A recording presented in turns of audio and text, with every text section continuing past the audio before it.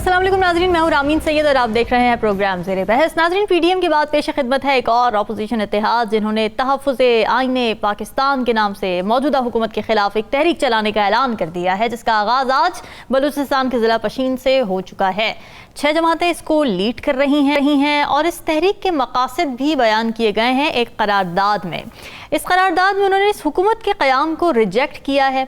फिर ये भी बताया है कि इंतखाबी नताइज के खिलाफ 6 जमाती इत्तेहाद कायम किया गया है। इस अज़्म का भी इज़हार किया गया है कि अपोजिशन इत्तेहाद आवाम के हुकूक़ के हुसूल के लिए जद्दोजहद करेगा और मुल्क में आईन और कानून की बहाली और बालादस्ती इस तहरीक के मकासद में शामिल है। तो ये तहरीक किस तरीके से मुख्तलिफ होगी बाकी तहरीक से जो कि रही हैं मुख्तलिफ हुकूमतों के खिलाफ अपोजिशन की जानिब से, मकासद जो हैं क्या वो पूरे हो जाएंगे, इसी पर बात करेंगे। प्रोग्राम के पहले हिस्से में हमें ज्वाइन कर रहे हैं सीनियर तज़कियाकार नज़्मुस साक़िब साहब, राव खालिद साहब और साक़िब बशीर हमारे साथ मौजूद हैं। आप सभी का बहुत शुक्रिया।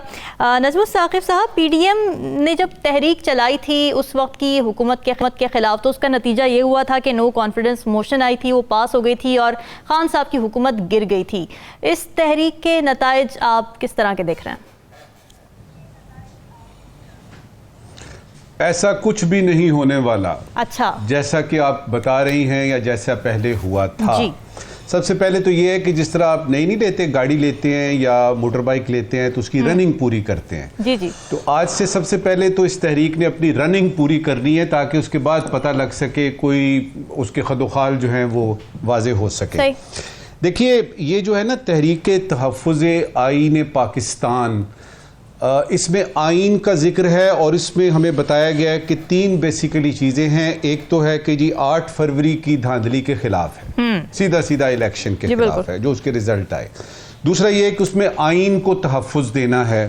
पता नहीं कुछ चीज़ ऐसी रह गई है आइन की जिसको तहफ़्फ़ुज़ देने की ज़रूरत है। बहरहाल नंबर 2 पे ये है। नंबर 3 पे ये कि रूल ऑफ लॉ को रिस्टोर करना है। ये 3 तो बताए गए जो कि जाहिर है कि हमें समझ में आती है कि उसने कोई ना कोई तो चीज़ ऐसी डालनी थी ना जिसमें आइन आता हो। फिर उसके बाद ये है कि अवाम के हुकूक, यानी आपके ख्याल में आप ये तहरीक चलाएंगे तो महंगाई ख़त्म हो जाएगी, आप ये तहरीक चलाएंगे तो अवाम की ज़िंदगी में कुछ सुख आएगा, आप ये तहरीक चलाएंगे तो अवाम के लिए कौन सी बेहतरी आएगी? तो कहना वो ये क्या चाहते हैं?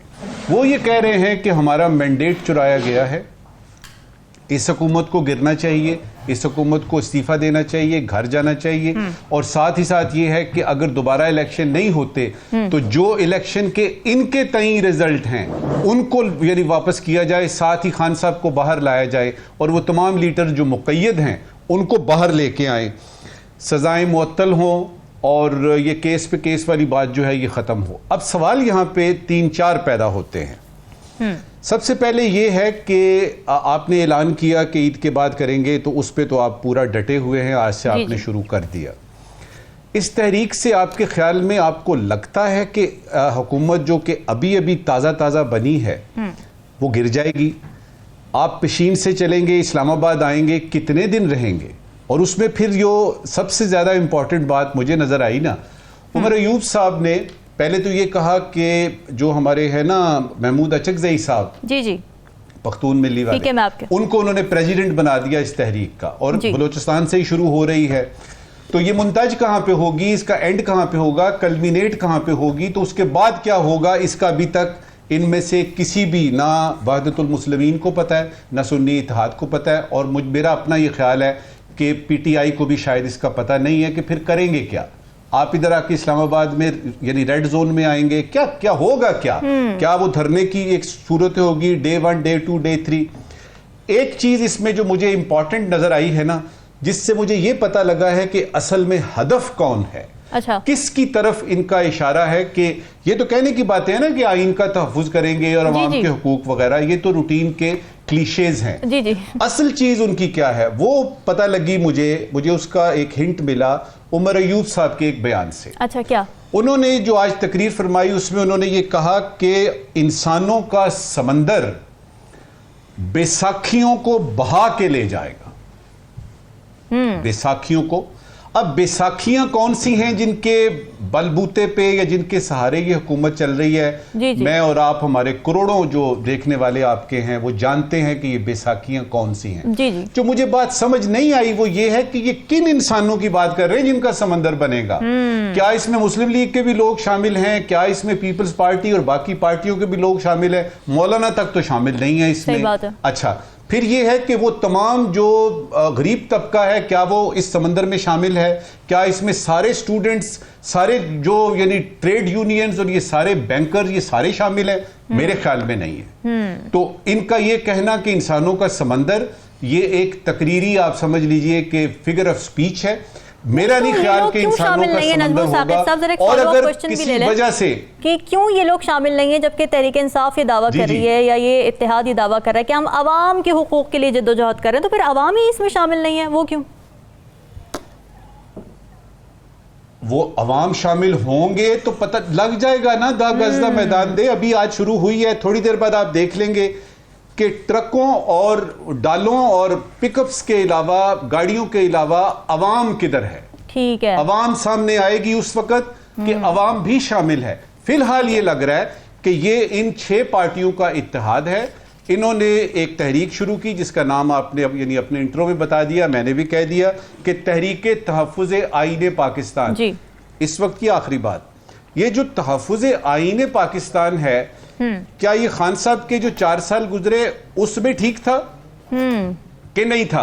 और फिर ये है कि ये तहफ़्फ़ुज़े आईने पाकिस्तान का ये मतलब कि 8 फरवरी के इलेक्शन के नतीजे हमारे मुताबिक निकलें, क्या ये बात, इसमें दलील है कि नहीं है, ये आने वाला वक्त बताएगा। लेकिन मैं इस वक्त की आखिरी बात करूंगा कि इस एजिटेशन से, इस जलसे जुलूस से कुछ नहीं होगा। ठीक है। राव खालिद साहब, ये तहफ़्फ़ुज़े आईने पाकिस्तान के नाम से तहरीक चला रहे हैं, ज़ाहिर लीड कर रही है पीटीआई, मेजर पार्टी है इसके अंदर। पीटीआई के अपने दौर में आइन को कितना तहफ़्फ़ुज़ हासिल था, ये सवाल भी उठता है, क्योंकि जिस तरह के कुछ फैसले लिए गए, फिर विक्टिमाइजेशन देखी गई बहुत बड़ी तादाद में, फिर तहरीक इंसाफ के अपने दौर में जिस तरह से असम्बलियाँ तहलील कर दी गई थी, जिसका खुद सुप्रीम कोर्ट ने ये कह दिया था कि ये गैर आइनी अमल था स्पीकर का। क्या उनके पास मॉरल हाई ग्राउंड है इस तहरीक को चलाने का? देखिए, तहरीक के लिए जो है वो बुनियादी तौर पे ये देखा जाता है कि उसके एम्स और ऑब्जेक्टिव्स क्या हैं। जी। पाकिस्तान में बहुत सी तहरीक चली, अयूब खान से लेके फिर भुट्टो साहब को निकालने की तहरीक नफाज निज़ाम मुस्तफ़ा चली, फिर MRD बनी। उस वक्त लीडरशिप थी, नवाब नसरुल्लाह थे, मौलाना मौदूदी थे, मुफ्ती महमूद थे, वली खान थे, बड़े बड़े नाम थे। तहरीक एक उस वक्त जो बनी भुट्टो साहब को निकालने के लिए, तो ये उसके फिर मौलाना फजलुर रहमान के हम देखते हैं धरना और सारा एम्स एंड ऑब्जेक्टिव्स पे सबसे पहले नज़र रखी जाती है कि वो बुनियादी तौर पे क्या है। अगर हम रिसेंट हिस्ट्री, पहले तो चलो अयूब खान को निकालना मकसद था, फिर भुट्टो साहब को निकालना मकसद था, फिर जनरल मुशर्रफ को निकालना मकसद था, वकला की जो तहरीक थी, तो वो उसका एम्स और ऑब्जेक्टिव्स थे। और उसमें जो वो छतरी की जो बात की है नजमुल साकिब साहब ने, वो छतरी उस वक़्त तहरीक चलाने वालों को साया फ्राहम कर रही थी और प्रोटेक्शन फ्राहम कर रही थी। तो वो तो यकीनन इस वक्त नहीं है। ठीक है। लेकिन अगर हम मुस्लिम लीग नवाज़ के बयानात सुने तो उनके बयानात से हमें पता चलता है कि वो छतरी तो नहीं है, लेकिन छोटे मोटे कोई ना कोई साहिबान, छोटे छोटे उनको कोई मुयस्सर हैं कहीं से, जो वो इल्ज़ाम लगाते हैं। ठीक है। तो वो छतरी पूरी नहीं, लेकिन उसके कुछ ना कुछ हिस्सा कहीं से उनको कुछ एलिमेंट्स जो है वो उनके बकौल वो मदद करते हैं उसकी। अच्छा, अब एम्स और ऑब्जेक्टिव्स की बात करते हैं। मौलाना फजलुर रहमान का पहला जो धरना था, उसका एम और ऑब्जेक्टिव जो था वो अचीव भी हुआ। वो था मियां नवाज शरीफ को जेल से निकालना और बाहर भेजना। ठीक है। वो उन्होंने बड़ा कामयाबी से अचीव किया। दूसरी दफ़ा जब उन्होंने किया और बिलावल साहब भी लेके आए, तो उसका मकसद था तहरीक अदम एतमाद लाना और इमरान खान की गवर्नमेंट को ख़त्म करना। जी। वो दूसरा भी अचीव हो गया। अब यहाँ पे हमें देखना यह है कि इसका एम और ऑब्जेक्टिव क्या है बुनियादी तौर पे। जी। जो मुझे नज़र आ रहा है वो एक तहरीक का नाम तो उन्होंने दिया है, लेकिन मुझे नज़र ये आ रहा है पिछले कुछ दिनों की हम अगर डेवलपमेंट्स देखें और चीज़ें देखें और बातें सुने, कल भी हमने डिस्कस किया रिकन्सिलिएशन के हवाले से पीटीआई के साथ, एस्टेब्लिशमेंट की और बाकी चीज़ों की, तो लग ये रहा है कि फ़िलहाल जो इसका एम है वो बुनियादी तौर पे ये है कि बानी पीटीआई को किसी तरीके रिहाई दिलवाई जाए और उनको बाहर लाया जाए। अच्छा, सही। लेकिन उसके साथ अगर ये तहरीक छोटी मोटी कोई ना कोई डिस्टर्बेंस क्रिएट करती रहती है, तो वो यकीनन मुल्क के अंदर जो आप सियासी तौर पे जो इस्तेहकाम की कोशिश हो रही है उसमें कोई ना कोई डेंट डालती रहेगी, परेशानी उसके लिए रहेगी। और अगर इसमें मौलाना फजलुर रहमान और जमात इस्लामी जो हैं, एक कह ले के वो काफ़ी वाइब्रेंट किस्म के उनके पास वर्कर्स हैं और वो तहरीक में काफ़ी जान डाल सकते हैं। पीटीआई के अपने लोग भी कम नहीं हैं किसी से, क्योंकि वो पीपल्स पार्टी के कह ले के तरबियत याफ्ता लोग थे जो इधर आए हुए हैं जी। तो और यंग लोग भी हैं, क्योंकि अयूब खान के खिलाफ अगर आप देखें तो अर्बन मिडिल क्लास जो थी वो फोर फ्रंट पे थी जब वो तहरीक चली और उन्होंने बिल्कुल तबाही फेर के रख दी थी उस वक्त। तो अभी भी वो क्लास जो है पीटीआई की सपोर्ट मोस्टली ना सिर्फ अर्बन मिडिल क्लास है बल्कि रूरल में भी बहुत ज़्यादा उनकी सपोर्ट मौजूद है। अच्छा। इसको किसी तहरीक की शक्ल देना मेरा ख्याल है अभी इनका मकसद भी नहीं है कि कोई इस किस्म का शदीद किस्म का प्रोटेस्ट और सड़कें बंद कर दें या रास्ते बंद कर दें या कोई पहिया जाम और इस टाइप की कोई लंबी चौड़ी कोई तहरीक हो। एक मोमेंटम बनेगा, फिर जाके वो शायद किसी स्टेज पे जाके ये डिसाइड करे कि उन्होंने क्या करना है। मेरा ख्याल है कि अभी ये दर्जा बदर्जा जाएंगे। अच्छा। लेकिन एक सबसे इंपॉर्टेंट बात है, एक दिन 2 दिन से मियाँ साहब की ईद पे कुछ सहाफ़ियों से गुफ्तगू चल रही है। मुझे इस सारी तहरीक से ज़्यादा मियाँ साहब की जो खामोशी है ना वो ज़्यादा ख़तरनाक लग रही है। अच्छा। हुकूमत के लिए ये तहरीक पता नहीं हुकूमत को किस हद तक डिस्टेबलाइज करेगी या तंग करेगी या अदम इस्तेकाम लाएगी। मुझे मियाँ साहब की जो खामोशी है वो ज़्यादा ख़तरनाक लग रही है और जो उन्होंने बातें की है, जो कोट हो रही हैं, वो ऐसी हैं कि आप वाकई हमें उस पर तशवीश का इजहार करना चाहिए और उस पर देखना चाहिए कि क्या है। क्योंकि मियाँ साहब जब बोलेंगे, लग ही रहा है जब वो बोलेंगे ओपनली, अभी तो वो दाएं बाएं बातें कर रहे हैं सहाफ़ियों से जिस किस्म की, तो उससे लग ही रहा है कि जब वो बोलेंगे तो आउटबर्स्ट होगा कोई बहुत बड़ा। अच्छा। और वो यकीनन डायरेक्ट हिट करेगा गवर्नमेंट को। बिटवीन द लाइन्स तो उन्होंने बातें की है।